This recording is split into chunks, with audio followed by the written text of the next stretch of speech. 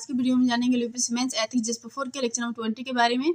तो दार्शनिक एवं नैतिक विचारकों का योगदान। तो ज्ञान ही सद्गुण है, तो समस्त नैतिक सद्गुण ज्ञान के रूप है, क्योंकि यदि हमें सत्य का ज्ञान हो जाए तो हम अपने जीवन में ऐसे कर्म कभी नहीं कर सकते जो अशुभ हो। कोई भी व्यक्ति जानबूझकर अनुचित कर्म नहीं करता है। वस्तुतः सभी बुराइयों का आधार अज्ञानता है। यदि व्यक्ति को ज्ञान हो जाए तो वह गलत काम करना छोड़ देगा और प्रामाणिक जीवन की ओर उन्मुख हो जाएगा। विवेक, साहस, संयम, न्याय इत्यादि सद्गुण ज्ञान के रूप है। इनमें कोई मौलिक भेद नहीं है। सुकरात के इसी सिद्धांत को सद्गुणों की एकता का सिद्धांत कहा जाता है। जो ज्ञानी होता है उसके अंदर विवेक, साहस, संयम इत्यादि को जीवंत हो जाते हैं। व्यक्ति अज्ञानता के कारण ही आनंद की खोज भौतिक वस्तुओं में करता है और वास्तविक आनंद से वंचित हो जाता है। वास्तविक आनंद की प्राप्ति मनुष्य को मन की शांति तथा आत्मा की शुद्धि से हो सकती है। शांत चित्त से सदैव सत्य और ज्ञान की खोज करते रहने से मनुष्य को अस्थायी आनंद मिल सकता है। इसके लिए आत्मज्ञान जरूरी है। इसीलिए सुकरात ने यह कहा कि प्रत्येक व्यक्ति को सदैव आत्मज्ञान की प्राप्ति करने का प्रयास करना चाहिए। वास्तविक आनंद बाहर नहीं बल्कि अंदर है। तो वास्तविक आनंद की प्राप्ति अंदर होती है, अर्थात आत्मा की शुद्धिकरण से होता है। क्योंकि में पहला पॉइंट है, आत्मा की शुद्धिकरण से मूल जीवंत होते हैं, परिणामतः व्यक्ति बुराइयों से दूर हो जाता है। पॉइंट नंबर बी है, अंदर की ओर देखने से आत्मज्ञान होता है, सत्य का पता चलता है। क्षण भंगुरता का बोध होता है, व्यक्ति पूर्णतः निस्वार्थी हो जाता है। दूसरा पॉइंट है, वास्तविक आनंद बाहर नहीं है, क्योंकि बाहर भौतिक वस्तुएं हैं जहां क्षणिक सुख की प्राप्ति होती है। तीसरा पॉइंट है, बाहर की ओर देखने पर मानव अज्ञानता के वशीभूत हो जाता है, परिणामतः अशुभ कार्य करता है और दुखों का सामना करता है। वास्तविक आनंद बाहर नहीं बल्कि अंदर है। इससे आपने क्या सीखा है? तो इसमें कुछ पॉइंट आप लोग लिख सकते हैं, जैसे वास्तविक आनंद बाहर नहीं बल्कि अंदर है। इससे हमने यह सीखा है कि पहला पॉइंट में आ जाएगा, आनंद के लिए भौतिक वस्तुओं की खोज पूर्णतः गलत है, बल्कि आत्मशुद्धि आवश्यक है। और पॉइंट बी में आ जाएगा, शांत चित्त से सदैव सत्य एवं ज्ञान की खोज करने से अस्थायी आनंद मिल सकता है। पॉइंट सी है, भौतिक वस्तुओं का संग्रह अज्ञानता का सूचक है और मूल्यात्मक जीवन जीना ही वास्तविक आनंद है। विवेकशील होने के बावजूद मानव अप्रामाणिक जीवन जीता है। स्पष्ट करें तो अप्रामाणिक जीवन जीता है, क्योंकि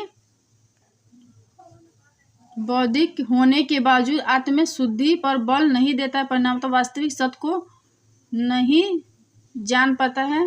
पॉइंट बी में आ जाएगा, मानव अज्ञानता का शिकार है, परिणामतः गलत कार्य करता है। पॉइंट सी में आ जाएगा, मानव बौद्धिक होने के बावजूद स्वार्थी है तथा उपभोक्तावादी संस्कृति के कारण भौतिक वस्तुओं का महत्व देता है। और नेक्स्ट क्वेश्चन है, शिक्षक का काम जंगल को काटना नहीं बल्कि रेगिस्तान को सींचना है। तो इस क्वेश्चन में आप लोग कुछ पॉइंट ऐसे लिख सकते हैं, जैसे शिक्षक का काम जंगल को काटना नहीं है बल्कि रेगिस्तान को सींचना है, अर्थात विकसित विचार को समाप्त करना नहीं है बल्कि नए विचार एवं मूल्य के विकास के लिए पृष्ठभूमि तैयार करनी है। प्लेटो का न्याय। तो प्लेटो के अनुसार न्याय देखेंगे तो प्लेटो ने विवेक, साहस, संयम और न्याय को महत्व दिया। यह सद्गुण राज्य तथा व्यक्ति दोनों के कल्याण के लिए आवश्यक है। जिस राज्य में यह चारों सद्गुण उचित मात्रा एवं संतुलित मात्रा में सम्मिलित रूप में विद्यमान है, वही राज्य नैतिक, भौतिक एवं आध्यात्मिक दृष्टि से उन्नत हो सकता है। और न्याय सभी सद्गुण के उपेक्षा अधिक व्यापक है। न्याय में सभी सद्गुण का समावेश होता है। किसी राज्य के नागरिकों के 3 वर्ग होते हैं। पहला है, नागरिकों का एक वर्ग शासन का संचालन करता है। विवेक इस वर्ग का मुख्य गुण है। दूसरा पॉइंट है, दूसरा वर्ग योद्धाओं का है। ये राज्य के सुरक्षा करते हैं, उनका मुख्य सद्गुण इनका मुख्य सद्गुण साहस है। और तीसरा वर्ग उत्पादकों का है, इनका मुख्य गुण संयम है।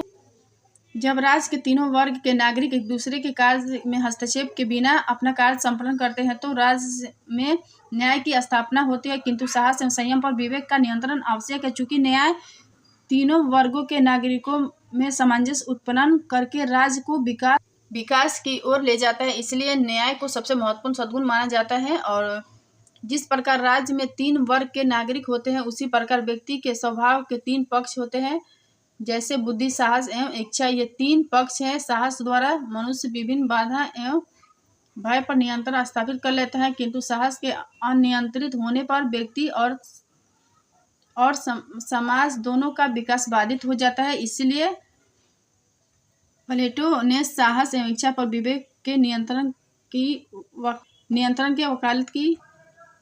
प्लेटो की शिक्षा से आपने क्या सीखा है? तो पहला है विवेक, साहस एवं संयम में संतुलन होना आवश्यक है। यदि इनमें से किसी एक का अभाव हुआ तो अन्यायपूर्ण समाज होगा।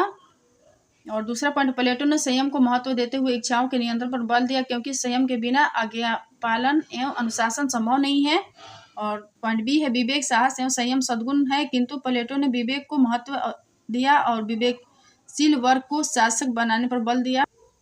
चौथा पॉइंट, स्वभाव के अनुसार कर्तव्य का पालन ही न्याय है। 5वां पॉइंट, प्लेटो ने साहस को महत्व दिया। सबसे साहस के बल पर ही सद्गुण जीता जा सकता है। और बाहर से संघर्ष करना आसान है, किंतु स्वयं से लड़ना कठिन है। स्पष्ट करें। तो ये क्वेश्चन है, तो इस क्वेश्चन में आप लोग कुछ पॉइंट ऐसे लिख सकते हैं। लोग, बाहर से संघर्ष करना आसान है क्योंकि बाहर मूर्त से संघर्ष होता है और केवल भौतिक स्तर पर लड़ा जाता है। और पॉइंट बी में बाहर से संघर्ष की स्थिति में अन्य लोग भी संघर्ष में सहयोग देते हैं। दूसरा पॉइंट है किंतु स्वयं से लड़ना कठिन है, क्योंकि पॉइंट ए में आ जाएगा मन और अंतःप्रज्ञा में संघर्ष चलता रहता है और कभी कभी अंतःप्रज्ञा पर मन प्रभावी हो जाता है। उस स्थिति में इच्छाओं को नियंत्रित करना एवं अंतःप्रज्ञा का पालन करना कठिन काम है। जैसे एक शराब पीने वाले की इच्छाएं इतनी प्रबल होती है कि वह अंतःप्रज्ञा के आवाज को अनसुना कर देता है। और पॉइंट बी में आ जाएगा अपनी गलत इच्छाओं को नियंत्रित करने के लिए अपने आप को अनुशासित करना आवश्यक है, और अनुशासित करने के लिए योगा आवश्यक है। प्लेटो द्वारा संतुलित एवं सामंजस्यपूर्ण जीवन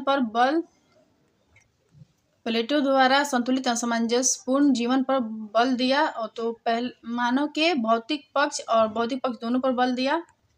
प्लेटो ने कहा सुख के 2 रूप है, पहला है मानसिक सुख, दूसरा है शारीरिक सुख। तो प्लेटो द्वारा संतुलित एवं सामंजस्यपूर्ण जीवन पर बल, तो मनुष्य के बौद्धिक एवं भौतिक पक्षों के पूर्ण समन्वय पर आधारित जीवन को ही प्लेटो ने संतुलित एवं सामंजस्यपूर्ण जीवन माना है। मानव कल्याण एवं शुभ के व्याख्या करते हुए प्लेटो ने चिंतन एवं आनंद को महत्व दिया। उनके अनुसार चिंतन एवं आनंद के समन्वय ही अंतिम सुख है और इसी में वास्तविक मानव कल्याण निहित है। तो वस्तुतः सुख के 2 रूप है, पहला है शारीरिक सुख, दूसरा है मानसिक सुख। और सभी सुख अनिवार्यतः शुभ नहीं है या शुभ नहीं होते हैं। तो अनेक सुख ज्ञान एवं विवेक पर आधारित न होने के कारण वास्तविक न होकर मिथ्या है। जैसे कोई व्यक्ति धन प्राप्ति की इच्छा करता है और उसमें आनंद की खोज करता है तो यह मिथ्या है। और प्लेटो ने सामंजस्यपूर्ण जीवन जीने के लिए शारीरिक और मानसिक सुख के समन्वय पर बल दिया। वस्तुतः वास्तविक सुख अथवा आनंद वही है जो बुद्ध द्वारा नियंत्रित एवं विवेक पर आधारित हो। इसी कारण चिंतन को मानवीय कल्याण के लिए विवेक अनिवार्य ही नहीं बल्कि सर्वोच्च भी स्थान दिया गया है। प्लेटो के अनुसार जो व्यक्ति चिंतनशील है और जिसके कर्म बुद्ध द्वारा नियंत्रित है वह वास्तविक आनंद को प्राप्त कर लेता है। प्लेटो के विचार से प्राप्त शिक्षा, तो पहला है संतुलित एवं सामंजस्यपूर्ण जीवन ही वास्तविक जीवन है, दूसरा है वास्तविक आनंद के लिए शारीरिक एवं मानसिक सुखों का समन्वय होना चाहिए, और तीसरा है चिंतनशील जीवन प्राथमिक है तथा कर्म का बुद्धि से नियंत्रण ही वास्तविक आनंद है। तो एक क्वेश्चन है शारीरिक सुख एक मिथ्या सुख है। तो इसमें आप लोग लिख सकते हैं प्लेटो ने शारीरिक एवं मानसिक सुखों के समन्वय पर बल दिया और शारीरिक सुख को मिथ्या सुख माना है। तो क्योंकि में कुछ पॉइंट आ जाएंगे। तो पॉइंट ए, शारीरिक सुख क्षणिक होता है, यहाँ केवल इंद्रियों के तृप्ति का प्रयास होता है। और पॉइंट बी है, वास्तविक सुख चिंतनशील जीवन के साथ साहित्य कला में है, शारीरिक सुख से चिंतनशील जीवन संभव नहीं है। पॉइंट सी है, वास्तविक आनंद के लिए कर्म का बुद्धि से नियंत्रण आवश्यक है, शारीरिक सुख में कर्म का बुद्धि से नियंत्रण नहीं होता है। वस्तुतः वास्तविक सुख वही है जो बुद्धि पर आधारित एवं विवेक द्वारा नियंत्रित हो। अरस्तु में देखेंगे लोग तो आनंद ही प्राथमिक है और आनंद की प्राप्ति के लिए चिंतनशील जीवन जीने के साथ सद्गुणों के अनुरूप जीवन जीना आवश्यक है। और अरस्तु ने सद्गुणों को दो भागों में बांटा है। तो पहला है बौद्धिक सद्गुण, दूसरा है नैतिक सद्गुण। तो सद्गुण में विवेक प्राथमिक है और बौद्धिक में देखेंगे लोग तो सैद्धांत, इसके दो भाग है, पहला है सैद्धांतिक, दूसरा है व्यवहारिक। बौद्धिक सद्गुणों में सैद्धांतिक में देखेंगे लोग तो दार्शनिक चिंतन एवं वैज्ञानिक ज्ञान इसमें आएंगे और व्यवहारिक में मानवीय कर्मों का विवेक द्वारा नियंत्रण। तो बौद्धिक सद्गुण के दो रूप है, पहला है सैद्धांतिक, दूसरा है व्यवहारिक। नैतिक सद्गुण प्रेम, बंधुत्व, साहस, मित्रता। तो नैतिक सद्गुण में प्रेम, बंधुता, साहस, मित्रता आते हैं। और अरस्तु नीति शास्त्र का मुख्य उद्देश्य मनुष्य के लिए ऐसे सुखों की प्राप्ति है जो अपने आप में वांछनीय हो, जैसे सम्मान, धन का अन्य भौतिक वस्तुएं शुभ है किंतु वांछनीय नहीं, बल्कि आनंद ही अंतिम सुख है। मनुष्य को वास्तविक आनंद युक्ति संगत एवं चिंतनशील जीवन में है और इसके लिए सद्गुणों के अनुरूप आचरण करना आवश्यक है। सद्गुणों के दो रूप है, पहला है बौद्धिक, दूसरा है नैतिक सद्गुण। बौद्धिक सद्गुण में विवेक प्राथमिक होता है। विवेक के दो रूप है, पहला सैद्धांतिक, दूसरा व्यवहारिक है। दार्शनिक चिंतन वैज्ञानिक ज्ञान के सैद्धांतिक पक्ष है तथा व्यवहारिक जीवन में मनुष्य के कर्मों को नियंत्रित करने वाली व्यवहारिक बुद्धिमत्ता विवेक का व्यवहारिक पक्ष है। संयम, न्याय, मित्रता, प्रेम नैतिक सद्गुण है। इससे समाज में नियमों का पालन होता है और समाज धीरे धीरे नैतिक बनता चला जाता है। प्रत्येक मनुष्य में संयम स्वयं को सद्गुणी बनाने की जन्मजात क्षमता होती है, किंतु सद्गुणों के विकास के लिए अभ्यास आवश्यक है। एक व्यक्ति निरंतर अभ्यास के द्वारा अपने अंदर नैतिक सद्गुणों का जीवंत कर सकता है। मित्रता तो एक नैतिक सद्गुण है और इसका आधार सुख, उपयोगिता एवं चरित्र की उत्कृष्टता है, किंतु मित्रता का नैतिक आधार चरित्र की उत्कृष्टता है। अरस्तु के विचारों से निम्नलिखित सीख मिलती है, पहले है वास्तविक आनंद बुद्धि संगत एवं चिंतनशील जीवन में ही है, अर्थात भौतिक संसाधनों से वास्तविक आनंद की प्राप्ति नहीं होती है। दूसरा पॉइंट है बौद्धिक एवं नैतिक सद्गुण है तथा प्रत्येक मनुष्य में सद्गुण है तथा प्रत्येक मनुष्य में सद्गुणों के विकास की क्षमता होती है और मित्रता का आधार चरित्र की उत्कृष्टता होनी चाहिए। और अरस्तु विकास संभावना से वास्तविक की ओर होती है, तो अर्थात वास्तविकता संभावना के रूप में विद्यमान होती है। अरस्तु के अनुसार विकास संभावना से वास्तविकता की ओर होती है, जैसे बीज से पेड़ का विकास होता है, तो यह बीज एक संभाव्य वृक्ष है और जब बीज और अपनी क्षमता का पूर्ण विकास कर लेता है तो वह वृक्ष बन जाता है। इसलिए असत नाम की कोई चीज़ नहीं है, जिसे असत मानते हैं वह भी सत्य है। विश्व में विकास की प्रक्रिया निरंतर चल रही है। हम सभी के अंदर बुद्ध, महावीर और ईसा मसीह बनने की क्षमता विद्यमान है, पर कुछ लोग ही बुद्ध बन पाते हैं क्योंकि कुछ लोग सक्रिय होते हैं। अरस्तु के अनुसार जगत के प्रत्येक वस्तु मैटर ऑफ फॉर्म का मिश्रण है। मैटर जड़ता का सूचक है और फॉर्म चेतना का सूचक है। जगत की वस्तुओं का विकास मैटर से फॉर्म की ओर हो रहा है और जैसे जैसे विकास होता है चेतना की मात्रा बढ़ते चली जाती है तथा जड़ता की मात्रा कम हो जाती है। और अरस्तु के विचार से यह सीखा है कि पहला है विकास संभावना से वास्तविकता की ओर होता है, दूसरा है जिसे असत मानते हैं वह संभाव्य सत्य है, संभाव्य सत्य है, जैसे बीज एवं संभाव्य वृक्ष है। प्रत्येक पॉइंट सी में प्रत्येक व्यक्ति बुद्ध एवं महावीर स्वामी बन सकते हैं। और ये क्वेश्चन है शत्रुओं पर विजय पाने वालों की अपेक्षा में अपनी इच्छाओं का दमन करने वालों के अधिक साहसी मानता है। तो क्योंकि पहला पॉइंट है इच्छाओं का दमन करने के लिए मन पर नियंत्रण आवश्यक है और मन पर नियंत्रण के लिए साधना तथा योगा आवश्यक है। और इच्छाओं का दमन करने के लिए आवश्यकता को सीमित करने के साथ आचरण को नियंत्रित करना आवश्यक है, इसके लिए कठोर साधना आवश्यक है। पॉइंट सी इच्छाओं का दमन करने के लिए दृढ़ इच्छा की आवश्यकता होती है और दृढ़ इच्छा के लिए अनुशासन एवं स्वयं पर विश्वास आवश्यक है। मानसिक संतुलन एवं अनुशासन को बनाए रखने के लिए साहस की आवश्यकता होती है। और नेक्स्ट क्वेश्चन है अपनी गलतियों को स्वीकार करना साहस का काम। तो पॉइंट ए में गलतियों को स्वीकार करने से समाज द्वारा आलोचना हो सकती है। ऐसी स्थिति में आलोचना के प्रति शांत बने रहने के लिए इच्छाओं का दमन आवश्यक है, इसके लिए साहस आवश्यक है। पॉइंट बी में गलतियों को स्वीकार करने पर सामाजिक आक्रोश का सामना करना पड़ सकता है। उस स्थिति में स्वयं को शांत बनाए रखना तथा क्रोध को नियंत्रित करना साहस का काम है। और पॉइंट सी है गलतियों को स्वीकार करने का अर्थ है कि अपनी अंतःप्रज्ञा की आवाज़ को सुनना एवं उसके अनुसार आचरण करना, इसलिए कठोर साधना की आवश्यकता होती है।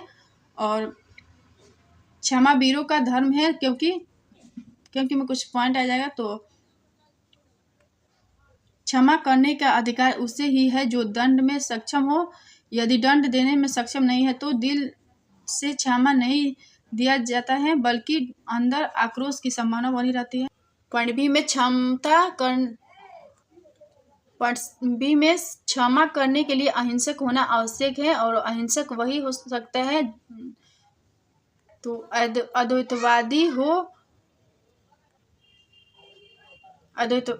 होने के लिए सभी तरह के इच्छाओं का दमन आवश्यक है और यह साहस का काम है। और पॉइंट सी में क्षमा करने के लिए क्रोध पर नियंत्रण आवश्यक है, इसके लिए भावनात्मक बुद्धिमत्ता का प्रयोग आवश्यक है तथा आंतरिक अनुशासन एवं मूल्यों को जीवंत करना आवश्यक है, इसके लिए साहस आवश्यक है।